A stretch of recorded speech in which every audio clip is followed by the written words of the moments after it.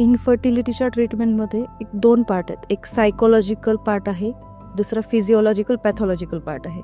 Psychological म्हणजे त्या पेशंटला पूर्ण तुम्हाला आधी प्रेग्नन्सी काय आहे, रिप्रोडक्टिव्ह ऑर्गन्स काय आहेत, मेल फिमेल दोघांचे रिप्रोडक्टिव्ह ऑर्गन्स ते कसं काम करतात हे समजावून सांगावं लागतं.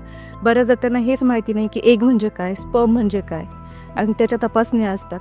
या गोष्टींची माहिती नाही आहे. तर तिथून सुरू करावं लागतं आपल्याला. बेसिक डायग्राम्स काढून समजावून सांगावं लागतं किंवा स्पेसिमन्स ठेवावे लागतात की हे रिप्रोडक्टिव्ह ऑर्गन्स आहेत, युटरस, सर्व्हिक्स, ओव्हरीज आहेत, फॉलोपियन ट्यूब्स आहेत, त्या प्रत्येकाचं काय काम आहे हे समजून सांगावं लागतं. सेम मेलसाठी पण त्यांचे रिप्रोडक्टिव्ह ऑर्गन्स काय आहेत, त्यांना काय प्रॉब्लेम असू शकतात हे पण समजावून सांगावं लागतं.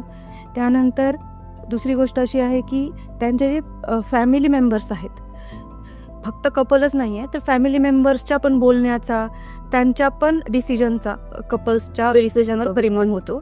त्यामुळे बऱ्याचदा जेव्हा पैसे भरायची वेळ असते येते एखाद्या प्रोसिजरसाठी, तेव्हा असं असतं की इतके पैसे लागतात का, घरून त्यांना प्रेशर असतं.